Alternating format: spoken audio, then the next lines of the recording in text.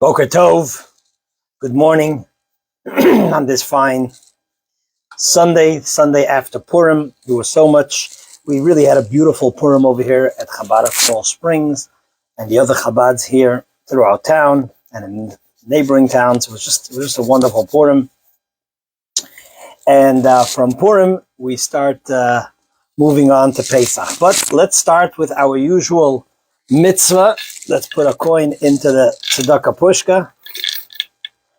A way of starting the class with a mitzvah and a way of bringing forth blessing in this class, so that in this Torah learning, so that we should have success and help from above in conveying a positive Torah message. Let's also begin with a bracha on the delicious coffee.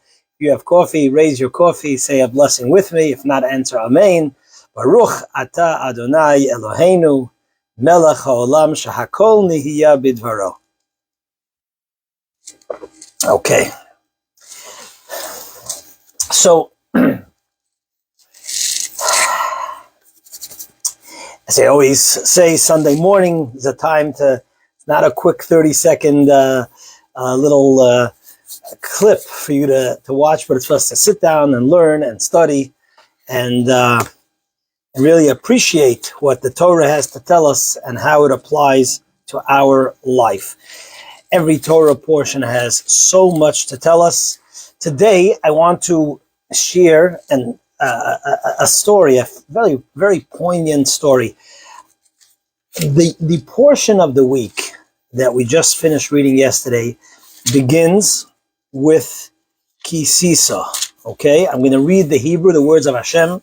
Vaydaber Hashem el Moshe leimor ki tisa es rosh b'nei Yisrael lefkudehem, which means like this. God spoke to Moses, when you wish to take the sum of the children of Israel to determine their numbers, so then count them by letting each man give to God an atonement for his soul, meaning avoid counting them directly, then there will be no plague among them when they are counted.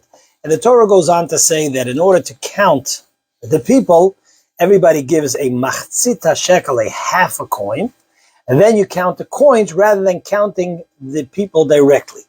Interestingly enough, the word kitisa, which over here means to count the heads, it could have said kitifkod, which more literally means to count.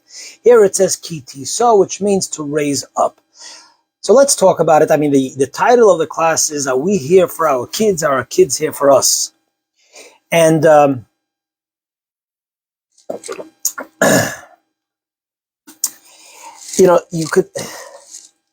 you could also ask the question perhaps in a different way. You could ask the question, which is, are we here for ourselves, or our parents here for us, or are we here for our parents?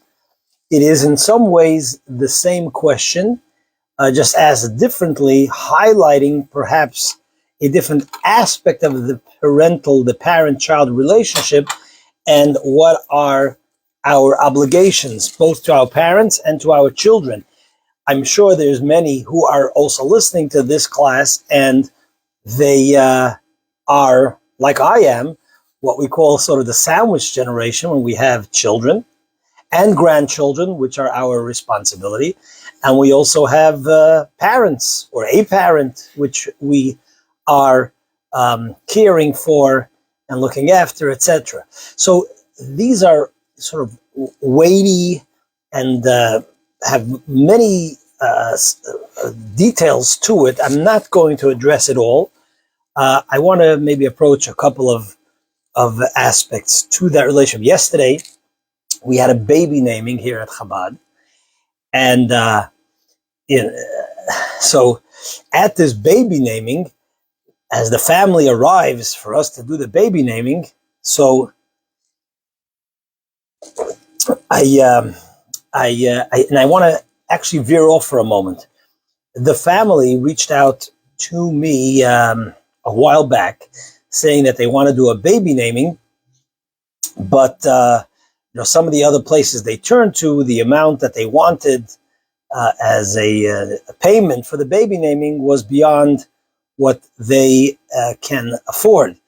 So, of course, I said to the family that it is a merit to do a baby naming, to give a Jewish name to a child, and whatever you want to give as donation is up to you. But there is no condition that you must pay in order to do a baby naming. I say that as a side point because it is so important to name the child with a proper Jewish name. And if there's anybody listening to this class that has hesitated or knows someone who has hesitated to do a baby naming for that reason, please reach out to us here at Chabad, and we will definitely facilitate and make sure that it happens, that you're able to do so.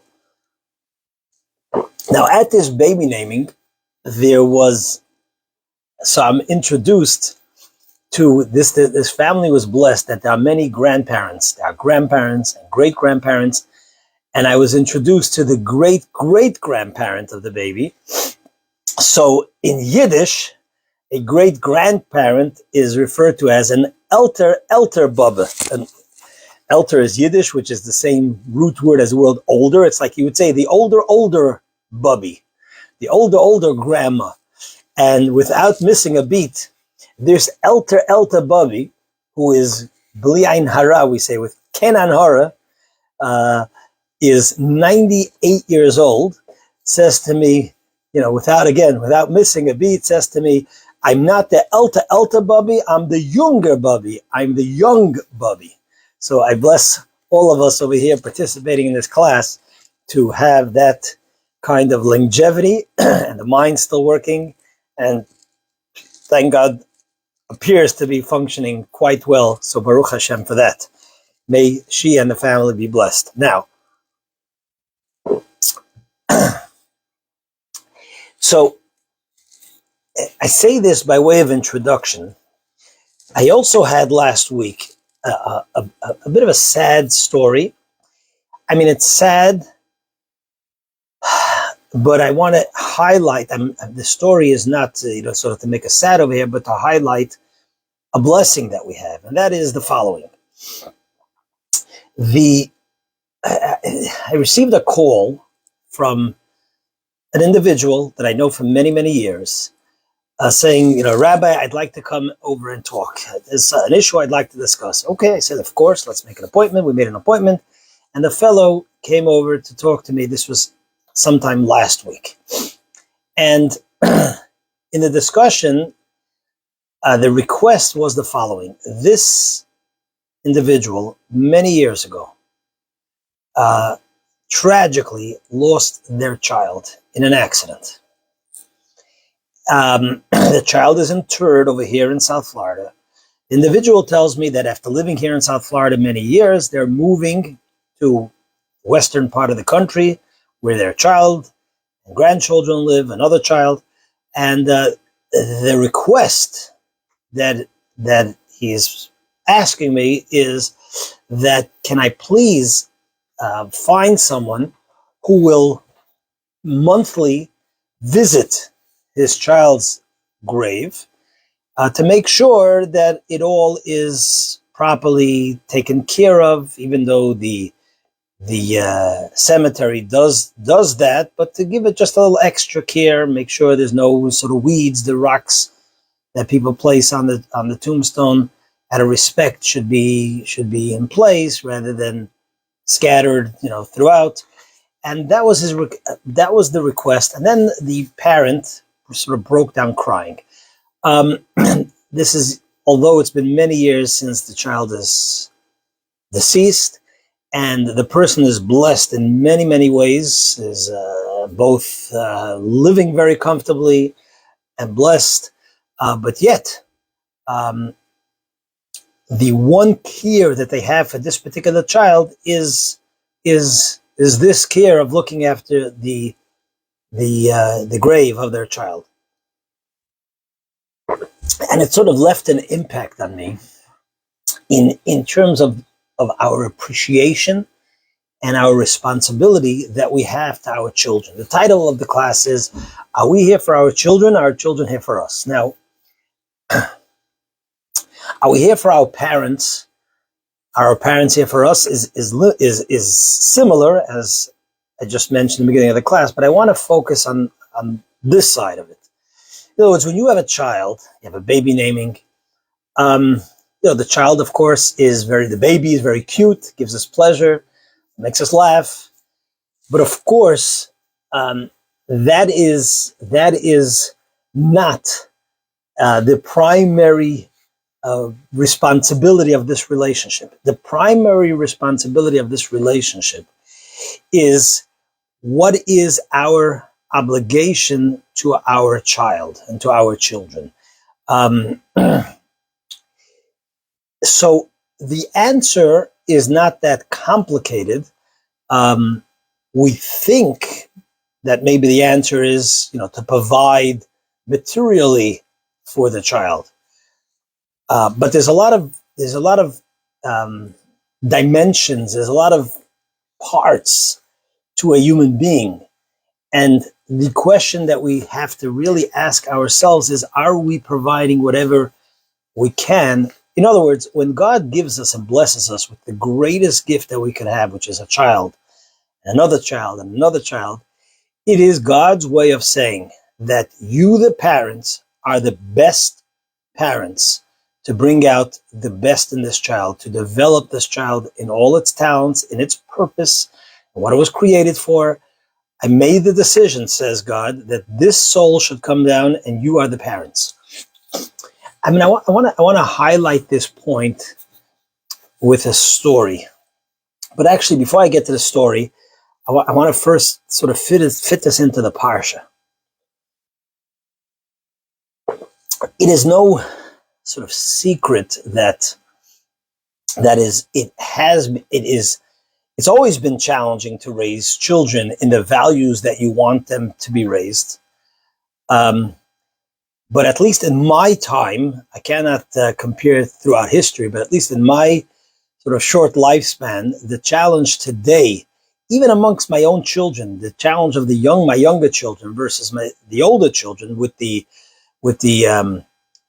explosion sort of internet, of devices, personal devices, social media, the exposure that your child has to anything and everything, and very difficult to limit that exposure. The challenges of making sure your child develops and is connected to age-old values of Torah, of holiness, of godliness, and so on is far more difficult.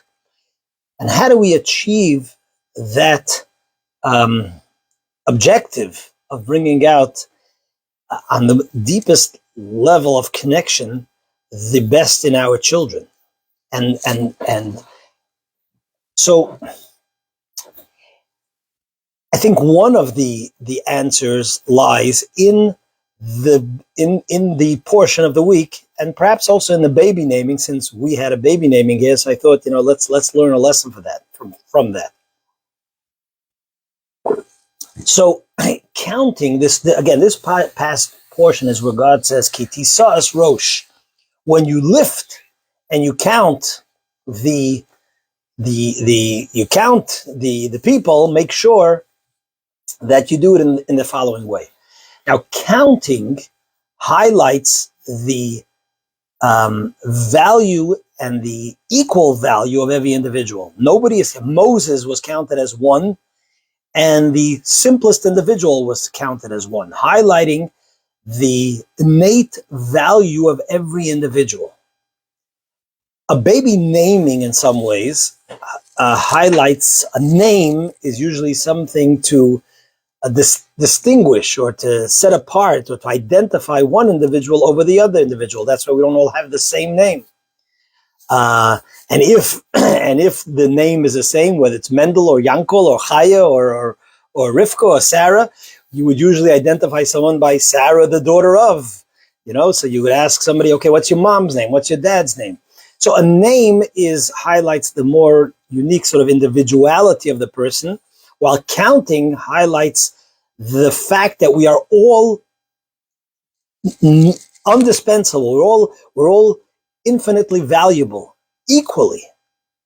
Every person is a number. So It reminds me of of a story, a little cute story with my father-in-law. Some of you know who my father-in-law was, Reb Zalman Kleinman of blessed memory, a renowned Hasidic artist. I think, I know I'm biased, but I think his piece of art sold for the highest amount in an auction, not about a year ago or less. The highest amount that a Hasidic piece of art went for, I think it sold for about $500,000. Renowned Hasidic artist. Many of you listeners have heard of my father-in-law, and there was a sort of an aspiring artist that made a picture, drew a picture and painted a picture, and wanted my father-in-law's approval, the renowned artist. And my father-in-law looks at the picture, and it was an amateur picture, but being that he was a very kind and smart human being, he looks at it. He didn't want to tell the person that it's basically it's worthless or similar. He looks. He says, the blend and the choice of the colors that you used is very nice. Is very appealing. In other words, he highlighted and he found, and he was able to kitisa approach. He was able to make the person feel good by zeroing in on a quality that was real. He didn't lie. A quality that was real. I say this because I share this story. Is the Torah is telling us that each one, every individual, especially our kinderlach, our children, in today's day and age, I think, where it's so much more difficult to protect our children from the influences that are out there, even more than ever, you have to tisa shrosh. You really have to highlight to our kids both their collective value and their individual value.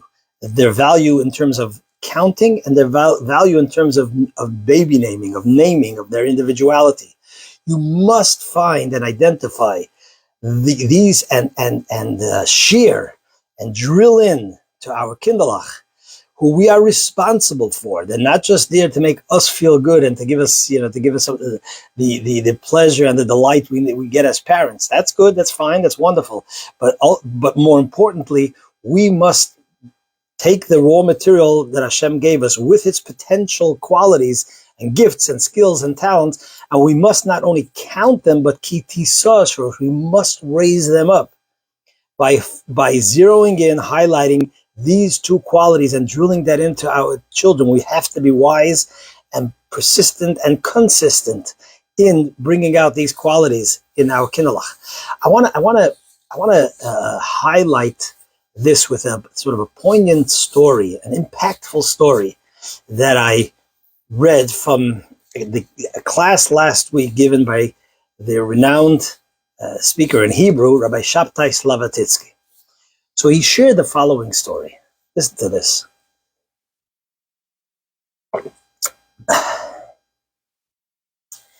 I before I get to Rabbi Shabtai Slavatitsky, I just want to close up the other story that I shared about this father.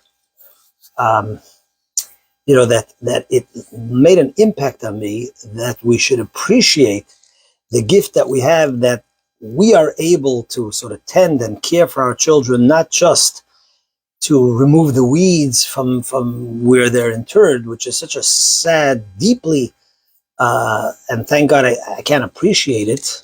I can't relate to it because I've, Baruch Hashem, never had to experience that. That I have so much more positive opportunities to show care and to be dedicated to my children and grandchildren. But getting to Rabbi Shabtai Slavatitsky's story this is the story. So there was a child who was a Yosem. A Yosem, he was an orphan from his dad. Dad passed away. He was a young kid. A non-observant home, a non-religious home, a Jewish home that lived according to sort of secular standards. They did not have a religious home, an observant home. But when it came time for the bar mitzvah of this child. So, as is common in American homes, that even those who are not particularly connected to their roots, nevertheless see it as important to have a bar mitzvah for their child. So the mom reached out to the local Chabad rabbi. I don't know which city this was because Rabbi Shabtai Slavatitsky does not relate where this story occurred. The mom reaches out to the Chabad rabbi and asks whether he will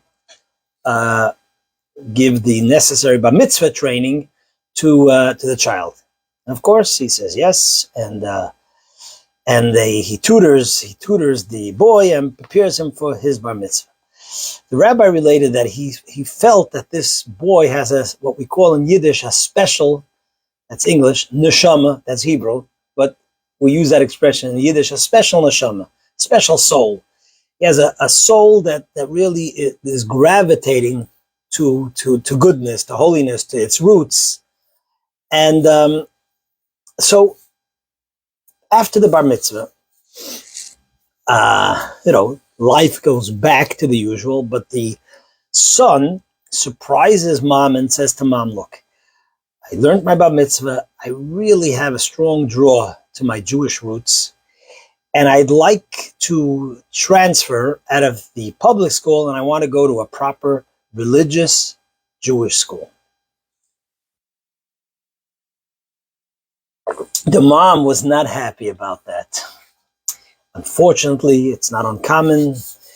American Jewish homes, the exposure to Jewish education or the exposure we provide our children is to a minimum, and this family was no different. I gave you a bar mitzvah. What else do you want? Let's continue your regular education. But the child was persistent and stubborn, and mom saw that she's not going to win this battle. So she said, okay, we're going to go and we're going to go visit some of the different schools in town, and we'll see what can be done. So they start to visit some of the Jewish schools in town. They interview with the principal, and the same story repeats itself in each of the schools. Some of the principals were more straightforward, some gave excuses. After seeing the great sort of difference, great gap between this child and this Jewish knowledge and the class, who by then, by that age, you already learn Mishnah and you already learn Talmud and you're already fluent in biblical Hebrew and so on. And this boy was a beginner. Other than knowing how to read from his bar mitzvah training, the gap was way too great. And some principals said, the class is full. Some principals were honest and said, look, we just can't. He's not up to par. And this went on from interview to interview. Finally, mom, in her stress and frustration, says to her son, look, I'm going to visit one more school. This is our last visit. It's our last visit. Yes, not. If it's not successful, you're just going to go back to public school, and that's the story. That's what we got to do. The boy accepted. He was sensitive as well. He saw that his mom was trying, and he saw the stress on his mom. So he said, okay, let's go visit one more school. Let's give it our best shot. And that's what they do. They go, they visit whichever school it was, and the same happens. They interview the principal. He starts asking questions and finding out his background and his education, and where he's holding in Mishnah and in Talmud and in the Chumash and in the 5 books of Moses, and realizes, as did the other principals, that this child just can't make it. It's not our school is not catered, is not geared to provide an education for that level of a child, and it's not going to be helpful to the child. We're not helping the child. We're not helping the other students. We know the story, right? And he gives the answer that the others have given. On the way out, before they say their courtesy goodbyes to the principal, the child turns to the principal and he asks the principal the following request. He says, I have a simple request from you, Dear principal. He says, yes, go ahead. He says, my request is the following. And listen to this. He says, I ask that you write down your name on a piece of paper, and you write down on the paper that I, Mr. or Rabbi so-and-so, refused to take this child into school. That's all I ask you to put down on a piece of paper. Principal says, okay, it's not a difficult request. I can do that, but tell me. He was like taken aback. It's like a kind of strange request. He says to him, what's the, what do you want? What are you going to do with this note? What do you need this note for? What are you going to do with it?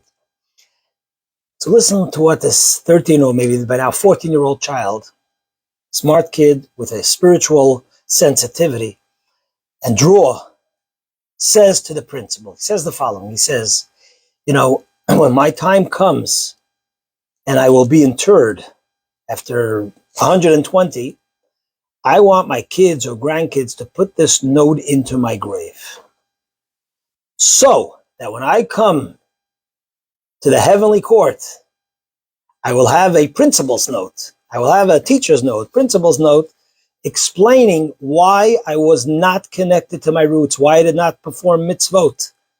I'll have an excuse. I have a principal's note. You got the principal's note, you're covered. Because it was not my fault. I tried. I put in the effort. I just want a note in heaven when my time comes to stand before the heavenly court. Now this really sort of broke through the barriers. The principal broke down crying. And he said to him, you win. You win. If your mother is okay with this, I will personally tutor you until you reach to a level where you could join the class and you could continue and advance and grow in your Jewish education. And the child, the mom accepted, the child grew up to be an observant, religious Jew and became a rabbi in his own right as a result of this moment of plea to the principal. So this was a story, and it's a powerful story that we have to ask ourselves. In today's day and age, our children are pleading and begging us to give them something more than the shallow, immediate sort of gratification, entertainment values that the culture around us is providing. There's so much evidence to prove that, unfortunately and tragically, although we live in a time of the greatest abundance, we also have kids growing up struggling with depression, highest suicide rates. Our children are begging us for meaning, for value, for connection to something meaningful, to something that feeds our soul, our neshama. We are not just mere animals that just want to have physical pleasure. The fact that we have this deep drive for something more meaningful is because we have a soul. But a lot of times we're busy. A lot of times we have different excuses. We are like those principals that have excuses, and sometimes they're valid excuses. And we have to ask ourselves, as parents, as friends, as community friends, are we providing for our children the necessary tools, the necessary environment, the necessary guidance to really connect them to truth, to goodness, to holiness, to godliness, to Torah, to Jewishness? It's a question that we have to ask ourselves every single day. What am I doing? What am I doing? Am I just giving some sort of excuse? Am I not giving it the best I can? I know that none of us are perfect. I'm not here telling the listeners that this is what you should do and excluding myself. I've definitely many times fallen short. And that's why we study Torah. That's why we study these messages to motivate us, all of us together, to improve on that. It is today more than ever vital. It is so vital to nourish the spiritual holy thirst and to protect them. Sort of conversely from the I don't know if negative is enough of a word, from the harmful influences that are packaged in such an appealing way, but are so hurtful and so damaging to our children, especially while they're still sort of saplings or seeds, where everything, any little scratch or damage can have such a long-term, adverse effect. So to say this more positively, to put this in a more positive light, it's the other way around as well. Today, there is so much available, so much tools, so much knowledge, so much psychological knowledge, studies that have done how to impact our kindlech positively. And we have so much beautiful Torah guidance that have taken the Torah wisdom and applied it and filtered it through the tools and knowledge of educational knowledge, of psychological analysis and knowledge of how to feed our children this positivity and holiness. We live in a time where there's a balance. There's so much destruction out there and destructive forces, but yet there's also so much positive and holy tools and knowledge and information available. It's the way it works. And goodness and holiness, because all that comes from Hashem is holy and good, will prevail if we make the right choices and we utilize it and we make the effort and the commitment to do so. So this is the thought for this week. Ki tisas rosh, when you raise up, we focus on the qualities and the positive nourishment. We often we will spend and dedicate so much resources to our child's sports, to our child's physical nourishment, but we overlook their spiritual nourishment, their holy nourishment, which is so critical. It is no less critical than their material nourishment. But yet we don't have time for that. We don't have money for that. We can't afford it. So it's a matter of we changing our attitude as well and understanding that is our first and primary responsibility as parents, as we to take that responsibility seriously and with the proper dedication and saying a little Tehillim, saying a little Psalms, praying to Hashem to grant us blessing, we will certainly be successful in raising a holy and positive and healthy generation. Because when you have this balance, this proper necessary balance of the proper spiritual influences on our children that has worked for thousands of years, to that which is holy, that which is good, that will give us healthy children even physically. Because a human being is a full package. It's a full package. It's a composition of a healthy body, healthy soul. So we will certainly, with the right approach and dedication, and with Hashem's help, we will definitely be successful in doing so. As we are approaching Egypt, it says that as we are approaching Passover, when we left Egypt, and over there it says Haim hi kiru tchila, was our kindlech, our children, that identified and were able to point and say, Ze keli vanveo, this is my God, and I will beautify him.